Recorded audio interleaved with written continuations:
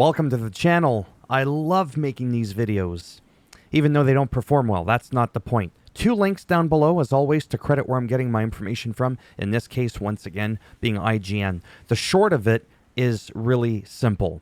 Assassin's Creed Shadows Collector's Edition has been slashed by $50 amid the cancellation of the Season Pass, the 3-day early access, and having the game being delayed by several months. So those are the 3 reasons. The next thing I want to talk to you about is Alan Wake 2 being 30 FPS on the PS5 Pro. People are going to hear, oh my god, PS5 Pro? We're still doing 30 FPS? Bro, what's going on? So, this is the part now where I get to say, I gave you the information really clear, really quickly, but now I get to rant and ramble and talk about convoluted stuff for about 10 minutes that's not interesting, but I find interesting to talk about. So Assassin's Creed is really simple for this one. They scrapped the plans, like I said, for early access and all that, the Season Pass. Cut the price back, because I think what's going to happen here is they're going to anticipate the sales tanking over previous Assassin's Creed games. Game now comes out, in case you don't know, I almost said Halloween. On Valentine's Day, on February the 14th, there is, again, no early access. No matter what edition you buy, it is February the 14th, and that is it. Okay? I think they're going to expect sales to not do as good. There's still a lot of frustrations with the game, some of which I can understand, some of which I'm still trying to learn myself. So I'm just being honest that I don't fully get everything. There was stuff with like the flag and how they use the historical reenactment group's flag, but then if the flag is based on a historical, time frame, why do they have to ask them for permission to put it in their game? I'm just being transparent. I'm not fully understanding of that etiquette. So that is still something that Ubisoft apologized for. The whole character, not being exactly historically accurate. And this is the part where I kind of defend it, but I also understand why people are upset. We live in a world now where, sometimes it's hard to tell. Hey, is that person there because of DEI, or are they there just because they just want to put them there? There's nothing wrong with that. I don't think people have an issue with this person, okay? It's that they feel he was implemented in to push a narrative. That's what people do not like. He's a real person, as far as I understand. He just wasn't really samurai, is my understanding. But Ubisoft has never made Assassin's Creed to be fully, historically, 100% accurate. I think what they do, and correct me if I'm wrong, calm down if I'm wrong, is they'll take something somewhat historically accurate, like the time, era, how the buildings looked, how people dressed, and stuff like that. Maybe use a real person. But then from there, put a twist on it. What if this guy was this role instead of just that role? It's like a what-if scenario. That's kind of how my brain sees it, which is why, to me, it's really not a big deal. If that's totally not the case, and I'm completely missing something, well, then just drop a comment down below and say, no, the issue is, and then list off your points so that I can understand, so I can learn. But at face value, and digging into it just a little bit, that is what I feel like Ubisoft is doing.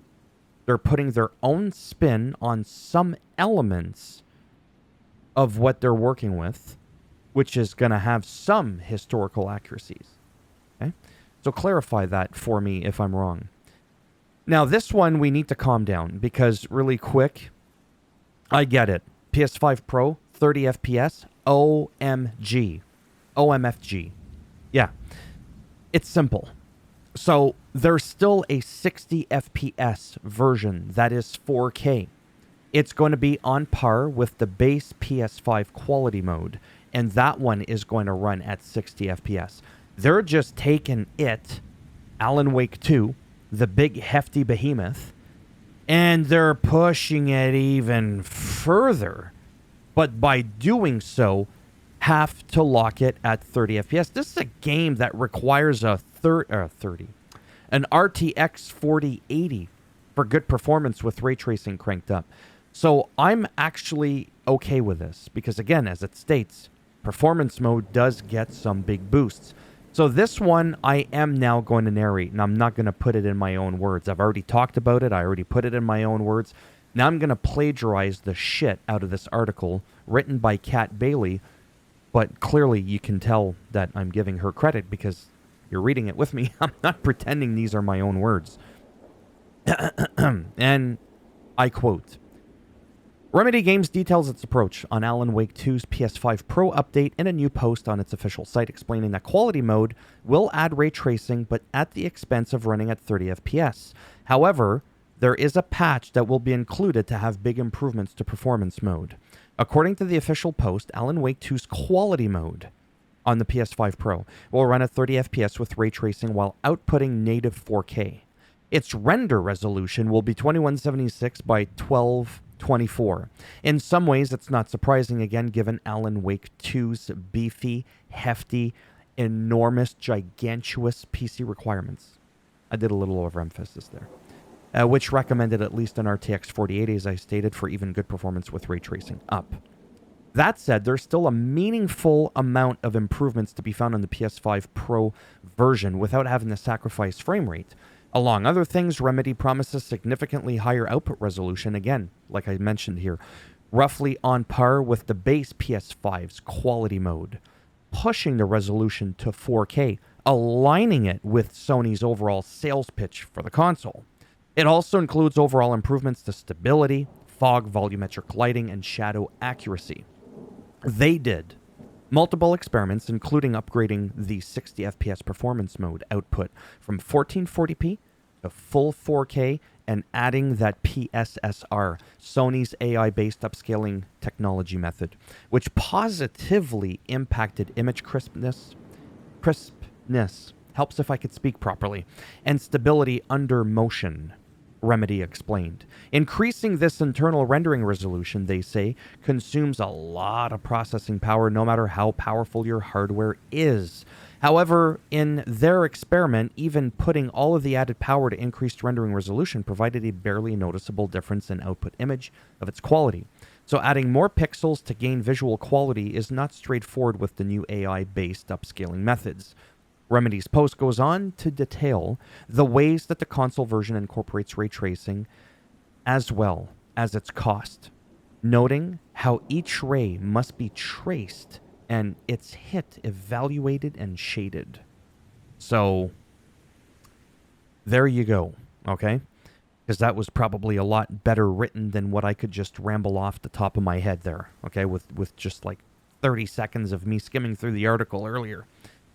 So that's that. So if you understood anything of that, again, to re-summarize again. Yes, there's a 30 FPS mode on the PS5 Pro, but you can avoid it. It's extra gravy on your mashed potatoes. They decided to give you dressing on top of the gravy. Okay? Like, that is a full meal. Okay? So that's what they're doing. You don't have to put the stuffing with the gravy on the mashed potatoes. And your potatoes are going to be twice as drenched on the PS5 Pro at 60 FPS than if you were on the base PS5 in quality mode, which is only going to run at 30. This one's going to run at 60. But there's a lot of people going, hey, and they're just kind of like freaking out. Normally I would be too, because this title right here, PS5 Pro is 30 FPS, people start to panic until they find out that the performance of the PS5 Pro is better than the quality. And it runs twice as fast. Kind of a good thing to me. So if anything, this is fantastic news. Again, if I'm wrong, share with me down below in the comments section what I missed. Did I misunderstand something? Because 80%, the vast majority of the people in the comments section, they're not happy with this. Yet I am. So what are they seeing that I'm not seeing? Or is it that I'm seeing something that they're not seeing? And seeing, as I'm not a narcissistic, I'm coming to you admitting that maybe I misinterpreted something. Because ultimately, at the end of the day, I'm not English. It's not my first language. Okay? So there you have it. Thumbs up as always if you liked the video. I mean, it does greatly help support the channel with the algorithm in trying to make me more relevant. Yeah, we see how well that's going. In the search results when people are looking shit up on the internet. You didn't like the video? Okay, it's no problem. Go ahead, give it a thumbs down. I'll bend it in half. I'll twist it and snap it off where the sun don't shine. And if you want to subscribe to the channel, I mean, naturally, that would be bloody fantastic. But if not, trust me, I get it. Thanks for stopping by anyways. Take care, and if I'm lucky, maybe I'll see some of you in the next one. Bye for now.